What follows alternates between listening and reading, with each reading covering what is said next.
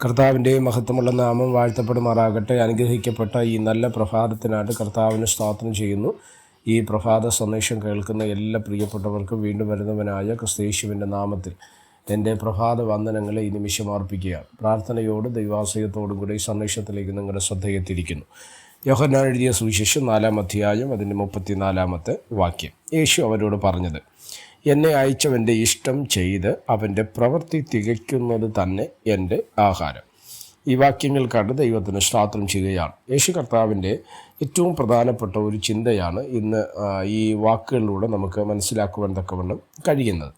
നമുക്കറിയാം, ഈ 4-ാം അധ്യായം, യോഹന്നാൻ സുവിശേഷം 4-ാം അധ്യായം സമരിയ സ്ത്രീയോടുള്ള യേശുവിൻ്റെ സംഭാഷണത്തെ അല്ലെങ്കിൽ സുവിശേഷത്തെ വിശദീകരിക്കുന്ന ഒരു ഭാഗത്തെയാണ് നമുക്കിവിടെ മനസ്സിലാക്കുവാൻ തക്കവണ്ണം കഴിയുന്നത്. ഇവിടെ നമുക്കറിയാം 27-ാം വാക്യം, 4-ാം അധ്യായത്തിൻ്റെ 27-ാം വാക്യം ചിന്തിച്ച്, ഇതിനിടയിൽ അവൻ്റെ ശിഷ്യന്മാർ വന്ന് അവൻ സ്ത്രീയോട് സംസാരിക്കാൻ ആശ്ചര്യപ്പെട്ടു. എങ്കിലും നീ എന്ത് ചോദിക്കുന്നു എന്ന് അവളോട് എന്ത് സംസാരിക്കുന്നു എന്നും ആരും ചോദിച്ചില്ല. അനന്തരം സ്ത്രീ പാത്രം വെച്ചിട്ട് പട്ടണത്തിൽ ചെന്ന് ജനങ്ങളോട്, ഞാൻ ചെയ്തതൊക്കെയും എന്നോട് പറഞ്ഞ ഒരു മനുഷ്യനെ വന്ന് കാണുവീൻ, അവൻ പക്ഷേ ക്രിസ്തുവായിരിക്കുമോ എന്ന് പറഞ്ഞു. ഈ ഭാഗങ്ങൾ നമുക്കറിയാം, യേശു കർത്താവിന് വേണ്ടി ഭക്ഷണം മേടിക്കാൻ വേണ്ടി ശിഷ്യന്മാർ പോകുന്ന ആ ഒരു ഗ്യാപ്പിൽ നടക്കുന്നൊരു കാര്യമാണ് യേശുവും ശമരിയ സ്ത്രീയും തമ്മിലുള്ള സംഭാഷണം. അത് കഴിഞ്ഞിട്ട് അവൾ ചെന്ന് യേശുവിനെ പറ്റി അവളുടെ ദേശക്കാരോട് പറയുന്ന ഒരു ഭാഗത്തെയും കൂടെ നമുക്കവിടെ മനസ്സിലാക്കുവാൻ തക്കവണ്ണം കഴിയുന്നുണ്ട്. 31-ാം വാക്യത്തിൽ പറയുന്നത് ഇങ്ങനെയാണ്, അതിനിടയിൽ ശിഷ്യന്മാർ അവനോട്, റബി, ഭക്ഷിച്ചാലുമെന്ന് അപേക്ഷിച്ചു. അപ്പം ഇവർ ഭക്ഷണം മേടിച്ചിട്ട് വന്ന് യേശുവിന് ഭക്ഷണം കൊടുക്കാൻ വേണ്ടിയുള്ള ശ്രമം നടത്തുകയാണ്. അതിന് മറുപടിയായിട്ടാണ് യേശു കർത്താവ് പറഞ്ഞത്, എന്നെ അയച്ചവൻ്റെ ഇഷ്ടം ചെയ്ത് അവൻ്റെ പ്രവൃത്തി തികയ്ക്കുന്നത് തന്നെ എൻ്റെ ആഹാരം. അപ്പോൾ ഭൗതികമായ ഭക്ഷണം യേശുവിൻ്റെ മുമ്പിൽ വെച്ചപ്പോൾ യേശു പറയുന്നു, അതിനേക്കാൾ പ്രാധാന്യമുള്ള ഒന്നുണ്ട്. എന്താണ്? എന്നെ അയച്ചവൻ്റെ ഇഷ്ടം എനിക്ക് എന്ത് ചെയ്യണം? പ്രവർത്തിച്ച് തികയ്ക്കണം. അതാണ് എൻ്റെ ആഹാരം. എന്തുവാ അതിൻ്റെ അർത്ഥം?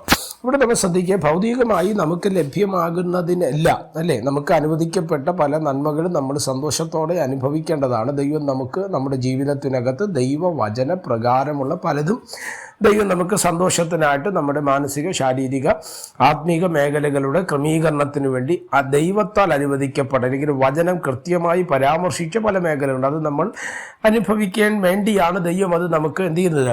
ഈ ലോകത്തിൽ വയ്ക്കുവാൻ തക്കപ്പെട്ട് വിടുക. എന്നാൽ ദൈവം പറഞ്ഞതുണ്ട്, ചിലത് എന്ത് ചെയ്യാൻ പാടില്ല, നമ്മൾ അതിനോട്ട് പോകാൻ പാടില്ല, അത് നമ്മൾ എടുക്കാൻ പാടില്ല, അതിലേക്ക് നമ്മൾ സ്തോത്രം ആ പ്രവൃത്തി നമ്മൾ ചെയ്യരുത് എന്ന് പറയുന്ന ചില ഭാഗങ്ങളുണ്ട്, അല്ലേ. പഴയ നിയമത്തിൽ മോശയോടുള്ള ബന്ധത്തിൽ പറയുന്ന 10 കൽപ്പനകളുണ്ട്, അല്ലേ.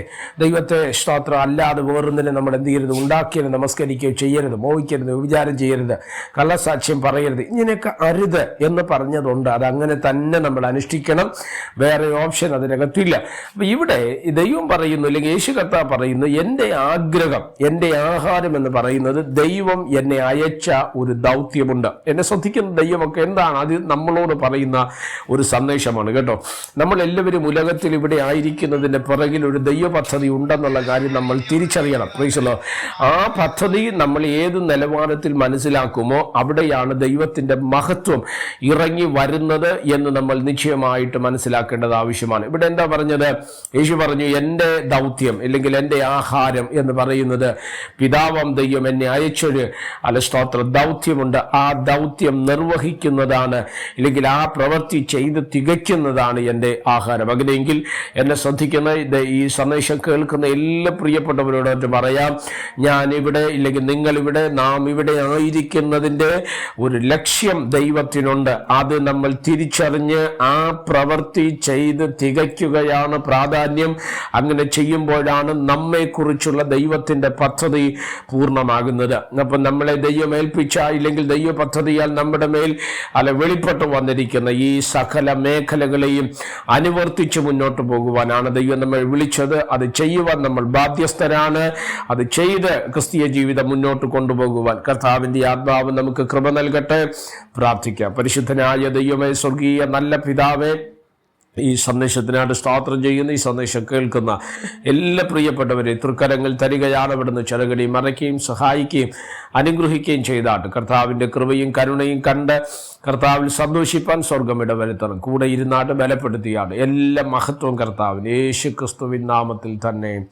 ആമേൻ. എല്ലാവരെയും ദൈവം അനുഗ്രഹിക്കട്ടെ. God bless you.